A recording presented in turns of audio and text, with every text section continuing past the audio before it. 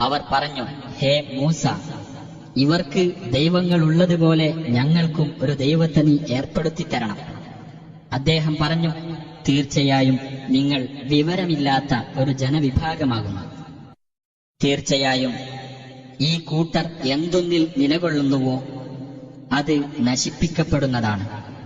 അവർ പ്രവർത്തിച്ചു കൊണ്ടിരിക്കുന്നതെല്ലാം നിഷ്ഫലവുമാകുന്നു. അദ്ദേഹം പറഞ്ഞു, അല്ലാഹു അല്ലാത്തവരെയാണോ ഞാൻ നിങ്ങൾക്ക് ദൈവമായി അന്വേഷിക്കേണ്ടത്? അവനാകട്ടെ നിങ്ങളെ ലോകരിൽ വെച്ച് ഉത്കൃഷ്ടരാക്കിയിരിക്കുകയാണ്. നിങ്ങൾക്ക് കടുത്ത ശിക്ഷ അനുഭവിപ്പിക്കുകയും നിങ്ങളുടെ ആൺമക്കളെ കൊന്നൊടുക്കുകയും നിങ്ങളുടെ സ്ത്രീകളെ ജീവിക്കാൻ വിടുകയും ചെയ്തുകൊണ്ടിരുന്ന ഫിർഔന്റെ കൂട്ടരിൽ നിന്ന് നിങ്ങളെ നാം രക്ഷപ്പെടുത്തിയ സന്ദർഭം നിങ്ങൾ ഓർക്കുക. നിങ്ങളുടെ രക്ഷിതാവിങ്കിൽ നിന്നുള്ള ഒരു കടുത്ത പരീക്ഷണമാണ് അതിലുണ്ടായിരുന്നത്. മൂസാക്ക് നാം 30 രാത്രി നിശ്ചയിച്ചു കൊടുക്കുകയും 10 കൂടി ചേർത്ത് അത് പൂർത്തിയാക്കുകയും ചെയ്തു. അങ്ങനെ അദ്ദേഹത്തിന്റെ രക്ഷിതാവ് നിശ്ചയിച്ച 40 രാത്രിയുടെ സമയപരിധി പൂർത്തിയായി. മൂസ തന്റെ സഹോദരനായ ഹാറൂനോട് പറഞ്ഞു, എന്റെ ജനതയുടെ കാര്യത്തിൽ നീ എന്റെ പ്രാതിനിധ്യം വഹിക്കുകയും നല്ലത് പ്രവർത്തിക്കുകയും കുഴപ്പക്കാരുടെ മാർഗം പിന്തുടരാതിരിക്കുകയും ചെയ്യുക. നമ്മുടെ നിശ്ചിത സമയത്തിന് മൂസ വരികയും അദ്ദേഹത്തിന്റെ രക്ഷിതാവ് അദ്ദേഹത്തോട് സംസാരിക്കുകയും ചെയ്തപ്പോൾ മൂസ പറഞ്ഞു, എന്റെ രക്ഷിതാവേ, നിന്നെ എനിക്കൊന്ന് കാണിച്ചു തരൂ, ഞാൻ നിന്നെയൊന്ന് നോക്കി കാണട്ടെ. അല്ലാഹു പറഞ്ഞു, നീ എന്നെ കാണുകയില്ല തന്നെ. എന്നാൽ നീ ആ മലയിലേക്ക് നോക്കൂ, അത് അതിന്റെ സ്ഥാനത്ത് ഉറച്ചു നിന്നാൽ വഴിയെ നിനക്കെന്നെ കാണാം. അങ്ങനെ അദ്ദേഹത്തിന്റെ രക്ഷിതാവ് പർവ്വതത്തിന് വെളിപ്പെട്ടപ്പോൾ അതിനെ അവൻ പൊടിയാക്കി. മൂസ ബോധരഹിതനായി വീഴുകയും ചെയ്തു. എന്നിട്ട് അദ്ദേഹത്തിന് ബോധം വന്നപ്പോൾ അദ്ദേഹം പറഞ്ഞു, നീ എത്ര പരിശുദ്ധൻ! ഞാൻ നിന്നിലേക്ക് ഖേദിച്ചു മടങ്ങിയിരിക്കുന്നു. ഞാൻ വിശ്വാസികളിൽ ഒന്നാമനാകുന്നു.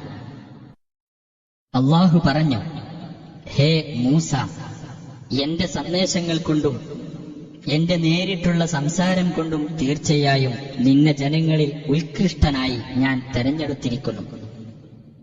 അതിനാൽ ഞാൻ നിനക്ക് നൽകിയത് സ്വീകരിക്കുകയും നന്ദിയുള്ളവരുടെ കൂട്ടത്തിലായിരിക്കുകയും ചെയ്യുക. എല്ലാ കാര്യത്തെപ്പറ്റിയും നാം മൂസാക്ക് പലകകളിൽ എഴുതിക്കൊടുക്കുകയും ചെയ്തു. അതായത് സതുപദേശവും എല്ലാ കാര്യത്തെപ്പറ്റിയുള്ള വിശദീകരണവും. നാം പറഞ്ഞു, അവയെ മുറുകെ പിടിക്കുകയും അവയിലെ വളരെ നല്ല കാര്യങ്ങൾ സ്വീകരിക്കാൻ നിന്റെ ജനതയോട് കൽപ്പിക്കുകയും ചെയ്യുക. ധിക്കാരികളുടെ പാർപ്പിടം വഴിയെ ഞാൻ നിങ്ങൾക്ക് കാണിച്ചു തരുന്നതാണ്. ന്യായം കൂടാതെ ഭൂമിയിൽ അഹങ്കാരം നടിച്ചുകൊണ്ടിരിക്കുന്നവരെ എന്റെ ദൃഷ്ടാന്തങ്ങളിൽ നിന്ന് ഞാൻ തിരിച്ചു കളയുന്നതാണ്. എല്ലാ ദൃഷ്ടാന്തവും കണ്ടാലും അവരതിൽ വിശ്വസിക്കുകയില്ല. നേർമാർഗം കണ്ടാൽ അവർ അതിനെ മാർഗമായി സ്വീകരിക്കുകയില്ല. ദുർമാർഗം കണ്ടാൽ അവരത് മാർഗമായി സ്വീകരിക്കുകയും ചെയ്യും. നമ്മുടെ ദൃഷ്ടാന്തങ്ങൾ അവർ നിഷേധിച്ചു തള്ളുകയും അവയെപ്പറ്റി അവർ അശ്രദ്ധരായിരിക്കുകയും ചെയ്തതിന്റെ ഫലമാണിത്. നമ്മുടെ ദൃഷ്ടാന്തങ്ങളെയും പരലോകത്തെ കണ്ടുമുട്ടുന്നതിനെയും നിഷേധിച്ചു കളഞ്ഞവരാരോ അവരുടെ കർമ്മങ്ങൾ നിഷ്ഫലമായിരിക്കുന്നു. അവർ പ്രവർത്തിച്ചുകൊണ്ടിരുന്നതിന്റെ ഫലമല്ലാതെ അവർക്കു നൽകപ്പെടുമോ? മൂസായുടെ ജനത അദ്ദേഹം പോയതിനു ശേഷം അവരുടെ ആഭരണങ്ങൾ കൊണ്ടുണ്ടാക്കിയ മുക്രയിടുന്ന ഒരു കാളക്കുട്ടിയുടെ സ്വരൂപത്തെ ദൈവമായി സ്വീകരിച്ചു.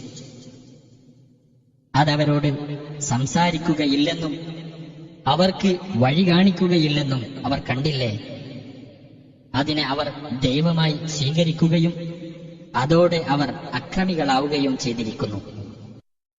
അവർക്ക് ഖേദം തോന്നുകയും തങ്ങൾ പിഴച്ചുപോയിരിക്കുന്നു എന്ന് അവർ കാണുകയും ചെയ്തപ്പോൾ അവർ പറഞ്ഞു, ഞങ്ങളുടെ രക്ഷിതാവ് ഞങ്ങളോട് കരുണ കാണിക്കുകയും ഞങ്ങൾക്ക് പൊറത്തു തരികയും ചെയ്തിട്ടില്ലെങ്കിൽ തീർച്ചയായും ഞങ്ങൾ നഷ്ടക്കാരിൽപ്പെട്ടവരായിരിക്കും. കുപിതനും ദുഃഖിതനുമായിക്കൊണ്ട് തന്റെ ജനങ്ങളിലേക്ക് മടങ്ങി വന്നിട്ട് മൂസ പറഞ്ഞു, ഞാൻ പോയ ശേഷം എന്റെ പിന്നിൽ നിങ്ങൾ പ്രവർത്തിച്ച കാര്യം വളരെ ചീത്ത തന്നെ. നിങ്ങളുടെ രക്ഷിതാവിന്റെ കൽപ്പന കാത്തിരിക്കാതെ നിങ്ങൾ ധൃതി കൂട്ടിയോ? അദ്ദേഹം പലകകൾ താഴെയിടുകയും തന്റെ സഹോദരന്റെ തല പിടിച്ച് തന്റെ അടുത്തേക്ക് വലിക്കുകയും ചെയ്തു. സഹോദരൻ പറഞ്ഞു, എന്റെ ഉമ്മയുടെ മകനെ, ജനങ്ങൾ എന്നെ ദുർബലനായി ഗണിച്ചു, അവരെന്നെ കൊന്നേക്കുമായിരുന്നു. അതിനാൽ എന്നോട് കയർത്തുകൊണ്ട് നീ ശത്രുക്കൾക്ക് സന്തോഷത്തിന് ഇടവരുത്തരുത്. അക്രമികളായ ജനങ്ങളുടെ കൂട്ടത്തിൽ എന്നെ കണക്കാക്കുകയും ചെയ്യരുത്. മൂസ പറഞ്ഞു, എന്റെ രക്ഷിതാവേ, എനിക്കും എന്റെ സഹോദരനും നീ പൊറത്തു തരികയും ഞങ്ങളെ നീ നിന്റെ കാരുണ്യത്തിൽ ഉൾപ്പെടുത്തുകയും ചെയ്യണമേ. നീ പരമകാരുണികനാണല്ലോ.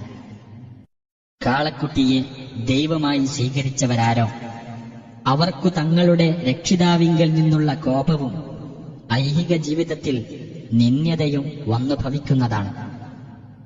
കള്ളം കെട്ടിച്ചമയ്ക്കുന്നവർക്ക് നാം പ്രതിഫലം നൽകുന്നത് അപ്രകാരമത്രേ.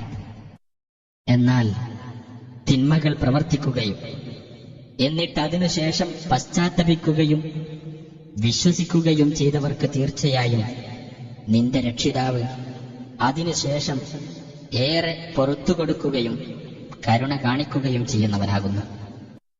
മൂസായുടെ കോപം അടങ്ങിയപ്പോൾ അദ്ദേഹം ദിവ്യ സന്ദേശമെഴുതിയ പലകകൾ എടുത്തു. അവയിൽ രേഖപ്പെടുത്തിയതിൽ തങ്ങളുടെ രക്ഷിതാവിനെ ഭയപ്പെടുന്ന ആളുകൾക്ക് മാർഗദർശനവും കാരുണ്യവുമാണുണ്ടായിരുന്നത്. നമ്മുടെ നിശ്ചിത സമയത്തേക്ക് മൂസ തന്റെ ജനങ്ങളിൽ നിന്ന് 70 പുരുഷന്മാരെ തെരഞ്ഞെടുത്തു. എന്നിട്ട് ഉഗ്രമായ കുലുക്കം അവർക്ക് പിടിപെട്ടപ്പോൾ അദ്ദേഹം പറഞ്ഞു, എന്റെ രക്ഷിതാവേ, നീ ഉദ്ദേശിച്ചിരുന്നെങ്കിൽ മുമ്പ് തന്നെ അവരെയും എന്നെയും നിനക്ക് നശിപ്പിക്കാമായിരുന്നു. ഞങ്ങളുടെ കൂട്ടത്തിലെ മൂഢന്മാർ പ്രവർത്തിച്ചതിന്റെ പേരിൽ നീ ഞങ്ങളെ നശിപ്പിക്കുകയാണോ? അത് നിന്റെ പരീക്ഷണമല്ലാതെ മറ്റൊന്നുമല്ല. അതുമൂലം നീ ഉദ്ദേശിക്കുന്നവരെ നീ പിഴവിലാക്കുകയും നീ ഉദ്ദേശിക്കുന്നവരെ നീ നേർവഴിയിലാക്കുകയും ചെയ്യുന്നു. നീയാണ് ഞങ്ങളുടെ രക്ഷാധികാരി.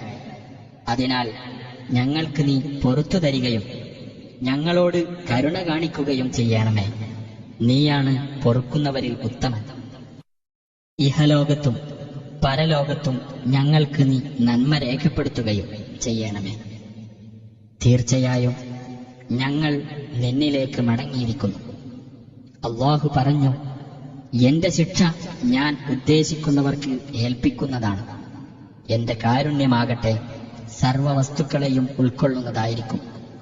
എന്നാൽ ധർമ്മനിഷ്ഠ പാലിക്കുകയും സകാത്ത് നൽകുകയും നമ്മുടെ ദൃഷ്ടാന്തങ്ങളിൽ വിശ്വസിക്കുകയും ചെയ്യുന്നവരായ ആളുകൾക്ക് പ്രത്യേകമായി ഞാൻ അത് രേഖപ്പെടുത്തുന്നതാണ്.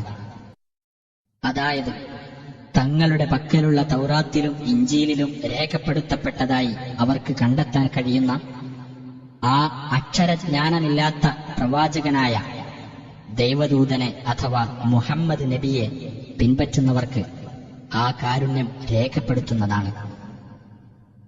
അവരോട് അദ്ദേഹം സദാചാരം കൽപ്പിക്കുകയും ദുരാചാരത്തിൽ നിന്ന് അവരെ വിലക്കുകയും ചെയ്യുന്നു. നല്ല വസ്തുക്കൾ അവർക്ക് അനുവദനീയമാക്കുകയും ചീത്ത വസ്തുക്കൾ അവർക്ക് മേൽ നിഷിദ്ധമാക്കുകയും ചെയ്യുന്നു. അവരുടെ ഭാരങ്ങളും അവരുടെ മേലുണ്ടായിരുന്ന വിലങ്ങുകളും അദ്ദേഹം ഇറക്കി വെക്കുകയും ചെയ്യുന്നു.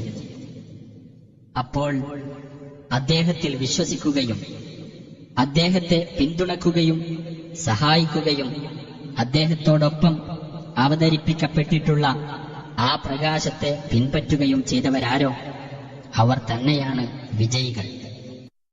പറയുക, മനുഷ്യരെ, തീർച്ചയായും ഞാൻ നിങ്ങളിലേക്കെല്ലാമുള്ള അല്ലാഹുവിന്റെ ദൂതനാകുന്നു. ആകാശങ്ങളുടെയും ഭൂമിയുടെയും ആധിപത്യം ഏതൊരുവനാണോ അവന്റെ ദൂതൻ.